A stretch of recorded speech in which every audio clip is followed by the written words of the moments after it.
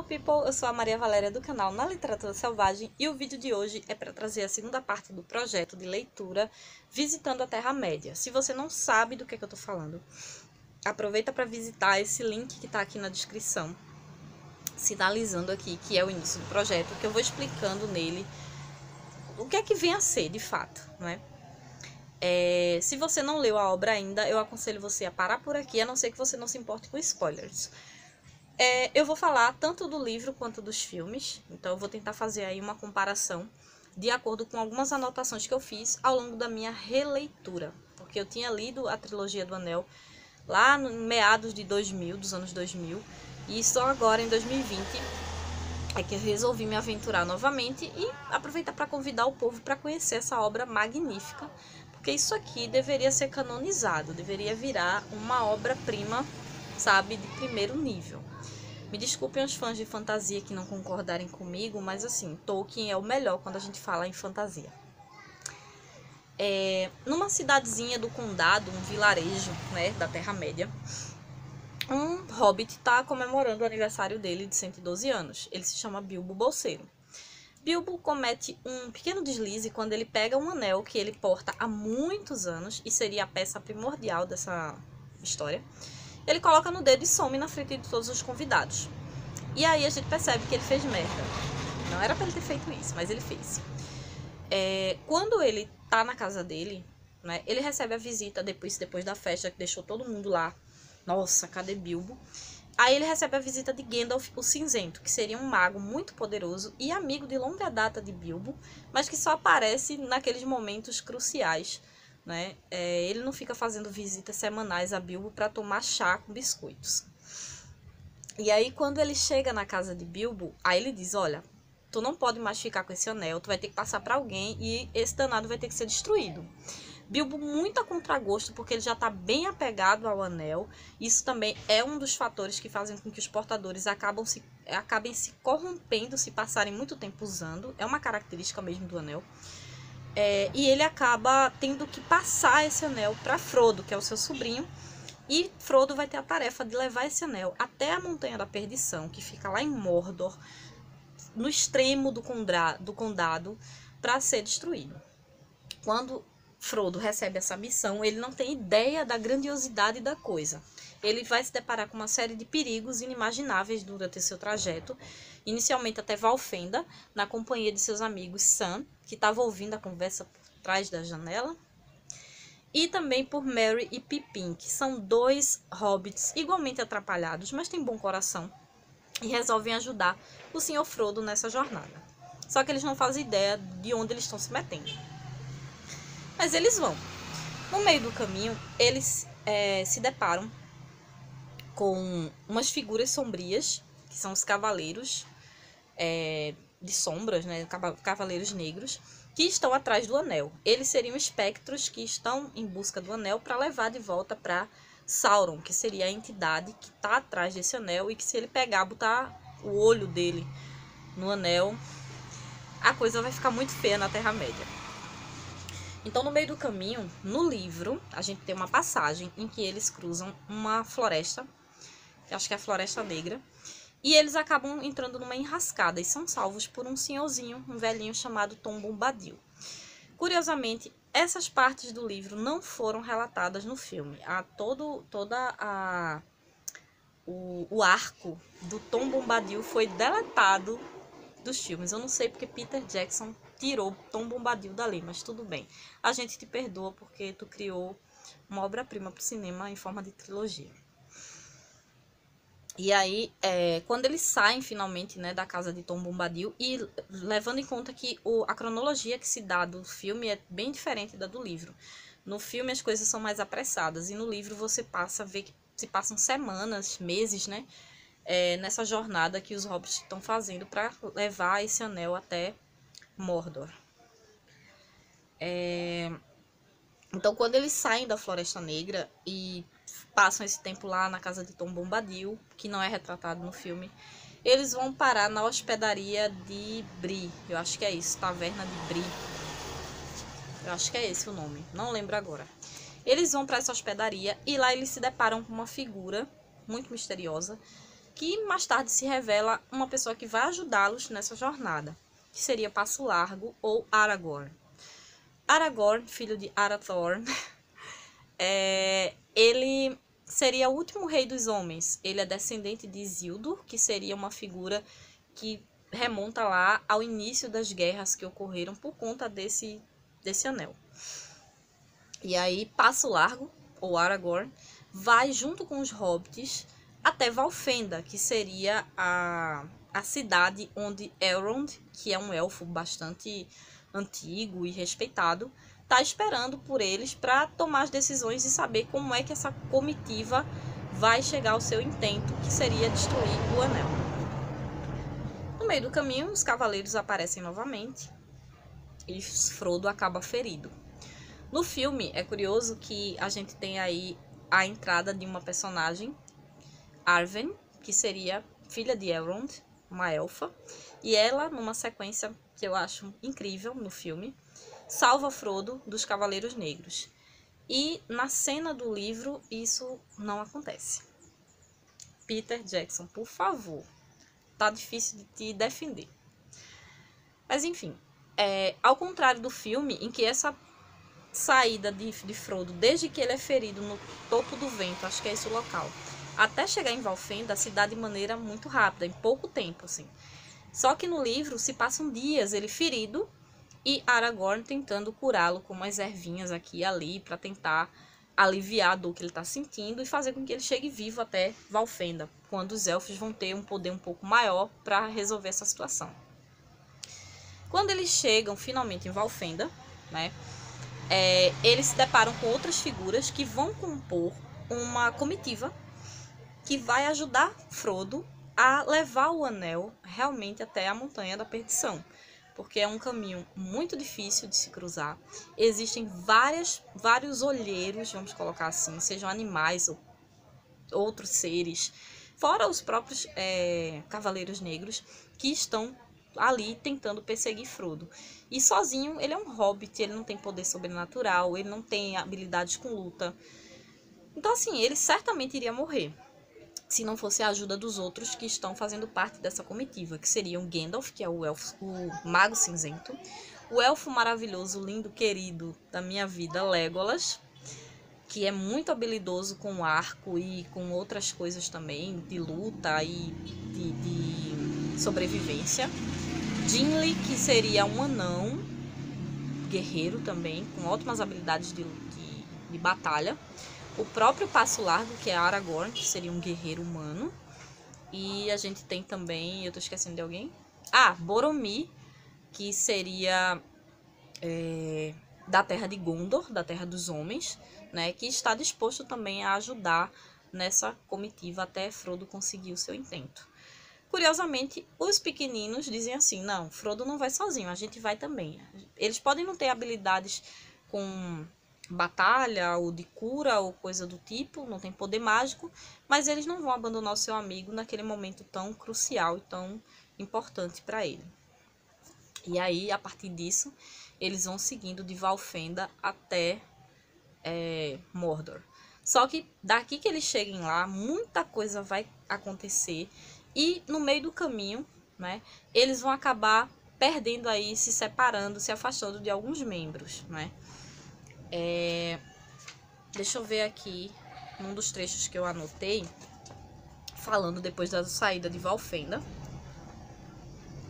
Deixa eu ver aqui, porque, gente, olha, o livro é grande e assim, como não tem corte, não venham com essa de que, todo mundo que faz vídeo no YouTube falando sobre livro, faz resenha, fala numa tomada só sem esquecer de nada. Por favor, né? Vamos ser honestos. Sempre tem um cortezinho aqui e outro ali, no meu caso não tem. Enfim, um dos trechos que eu acho mais interessantes, assim, quando eles estão cruzando esses caminhos até chegar, né? Até chegarem mesmo no seu intento, são as minas de Moria. Eu acho que é assim que se pronuncia, né? Quando eles chegam lá, eles já estão praticamente sem comida, já perderam boa parte dos seus mantimentos e da sua bagagem pelo meio do caminho. Estão exaustos de muitas, sabe, de frio, de vários eventos que vão acontecendo, porque o olho lá de Sauron, que vê tudo, né, tá atento a tudo e tá querendo seu anel de volta, ele vai articulando para que as suas crias, seus cavaleiros negros, os animais que ele consegue manipular ou coisa do tipo, atinjam a comitiva.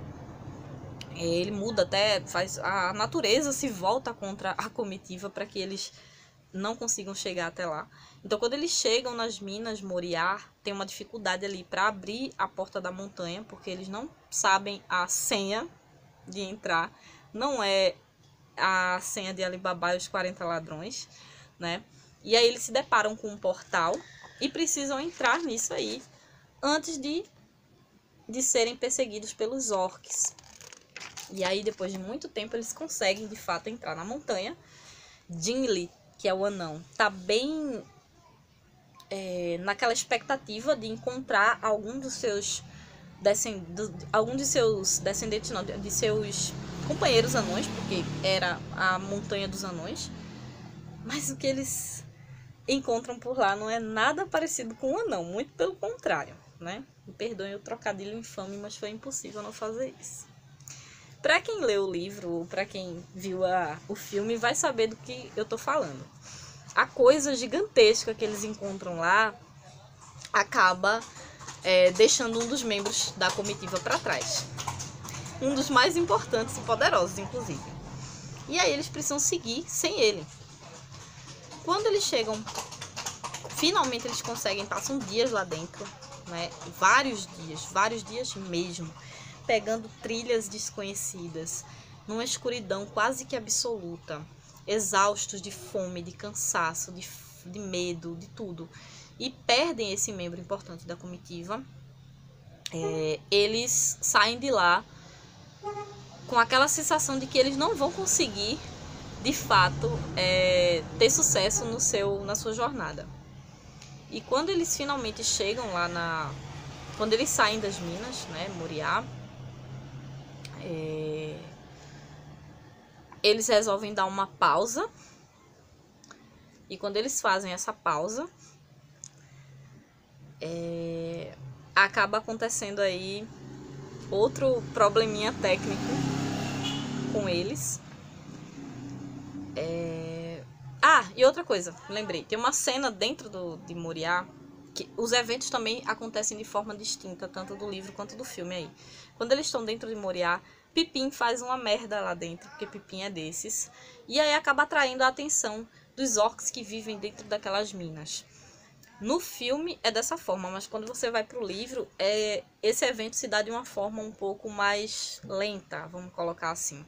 O próprio embate final com a criatura gigantesca e infernal que eles encontram lá, eu achei que no filme tem uma... Como é o nome que se dá?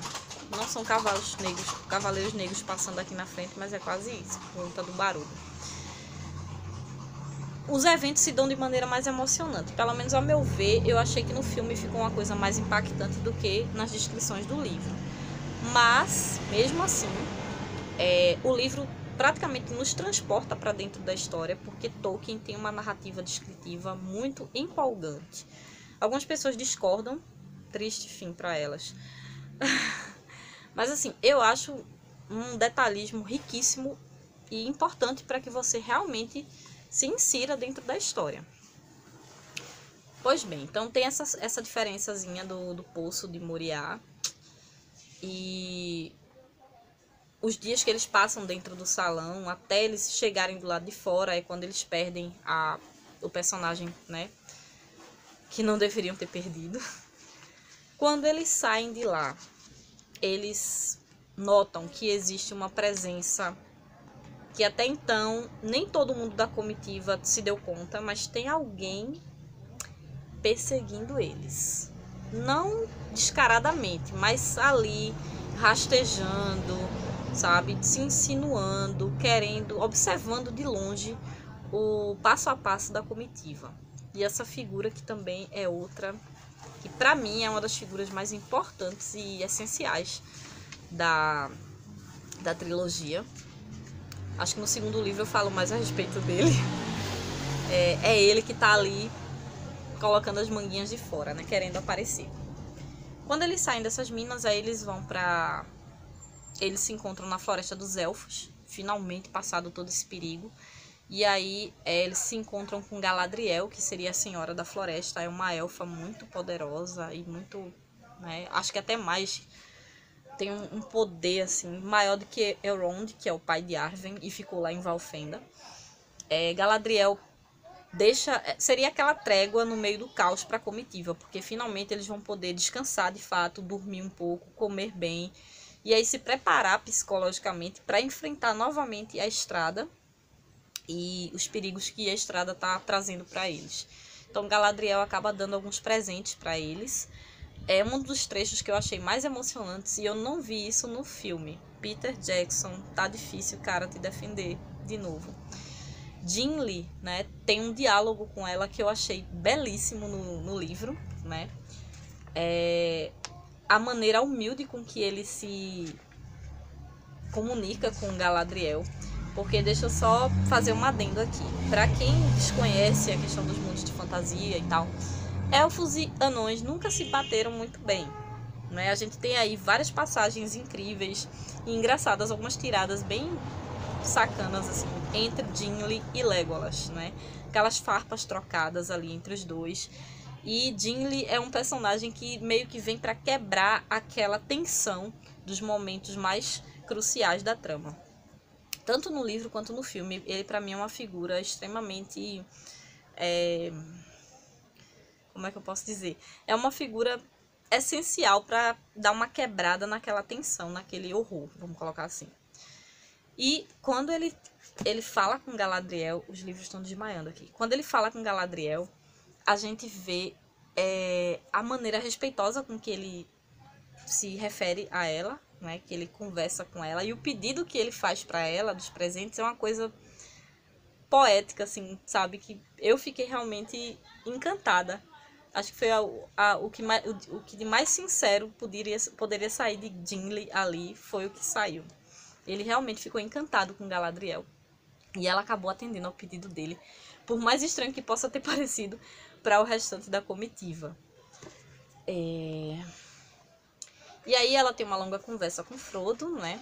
Ela sabe mais ou menos o que é que vai acontecer daí pra frente, mas ela não pode estar interferindo em nada.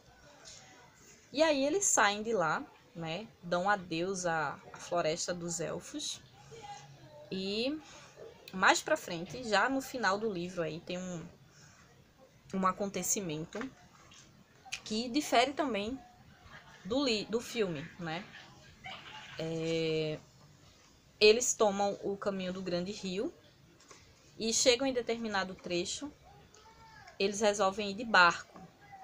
E aí Aragorn, Frodo pede um tempinho para ficar só. É porque é muito legal você estar sendo perseguido por cavaleiros negros, por forças malignas, arriscando a sua vida por causa de um anel. E de repente você quer passar um tempinho só, longe das pessoas que podem te defender desse mal. Gênio, com J. E aí Frodo vai e diz assim: Aragorn, deixa eu ficar um pouquinho ali, tomando um ventinho e pensando na vida, no que é que eu vou fazer daqui pra frente. Aragorn vai: tá bom, né? Tu quer fazer isso? Vai lá, mas a gente vai ficar de olho, qualquer coisa tu grita. Seria tipo isso.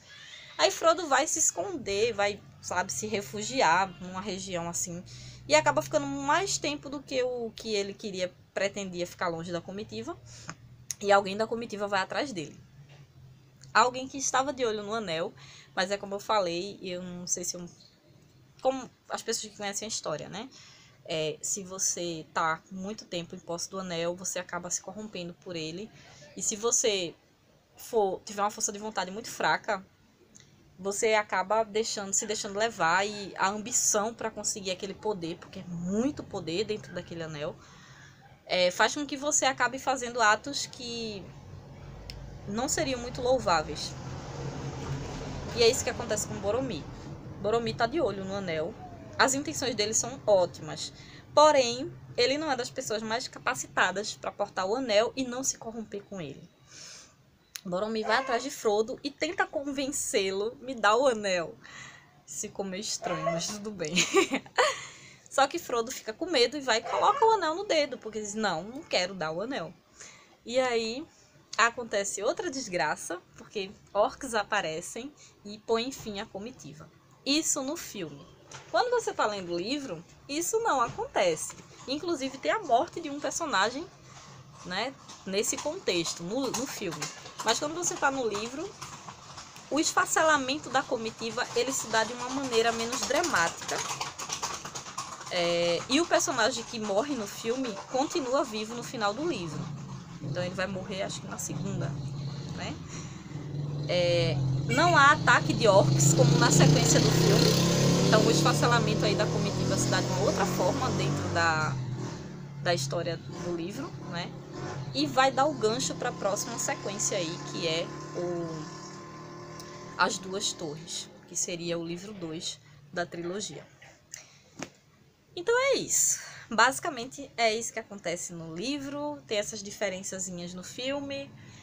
Vocês já estão vendo que eu sou apaixonada por Legolas, não tem como negar isso, não dá para esconder. E me contem aí o que é que vocês acharam, o que é que vocês gostam da história. Se vocês nunca leram, reparem essa heresia, pelo amor de